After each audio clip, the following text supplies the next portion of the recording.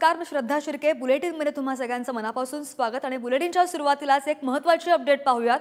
राज्यातील लोकसभेचा तिढा आता देवेंद्र फडणवीसांच्या दरबारात येऊन पोहोचलेला आहे. कारण पुण्यातील भाजपचे जगदीश मुळीक आमदार दिलीप कांबळेंना सागर बंगल्यावर बोलावलेलं आहे आणि सातारा, पुणे आणि हिंगोली या लोकसभेसाठी बैठका होत आहेत. सागर बंगल्यावर बैठकांचं सत्र सुरू आहे आणि हिंगोली लोकसभेसाठी भाजप आग्रही आहे. आपल्याला माहिती आहे, भाजपच्या पदाधिकाऱ्यांची थेट उपमुख्यमंत्री देवेंद्र फडणवीस यांच्याकडे धाव त्यांनी घेतलेली आहे.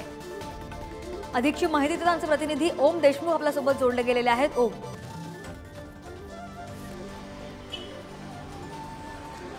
प्राची, आपण पाहिलं असेल राज्यामधल्या महायुतीतल्या एकंदर समीकरणांमध्ये काही लोकसभेच्या जागा अशा आहेत जिथे मित्रपक्षामध्ये भाजपमध्ये वाद आहे.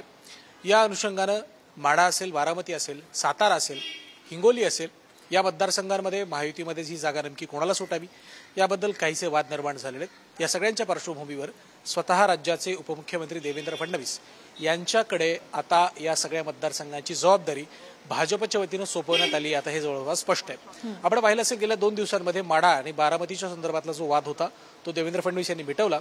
त्यानंतर आता आज पुणे लोकसभेबाबत जो काही भाजपमध्ये आणि महायुतीत जो काही समन्वयाचा मुद्दा आहे त्यावर फडणवीसांच्या वतीनं पुण्यातल्या भाजप आणि राष्ट्रवादीच्या काही मंत्र्यांना काही पदाधिकाऱ्यांना आणि आमदारांना बोलवण्यात आले.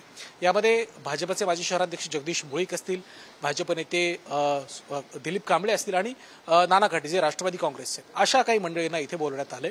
त्यापाठोपाठ हिंगोलीमध्ये सुद्धा जे विद्यमान खासदार हेमंत पाटील, जे शिंदेचे शिवसेनेचे नेते, त्यांच्या जागी भाजपला ही जागा सुटावी अशी मागणी स्थानिक भाजप कार्यकर्त्यांनी आणि काही लोकप्रतिनिधींनी केली आहे.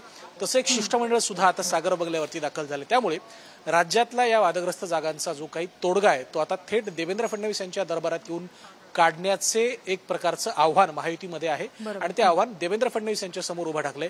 त्यामुळे आता या जागांवरती कशा प्रकारे समाधान केलं जातं, मित्रपक्षांना समाधानी ठेवून या जागांचा निकाल कशा प्रकारे दिला जातो हे पाहणं आपल्यासाठी महत्त्वाचं असणार. बरोबर आहे ओम. त्यामुळे आता हा तिढा कधी सुटतो हे सुद्धा पाहावं लागेल. धन्यवाद दिलेल्या संपूर्ण माहितीसाठी.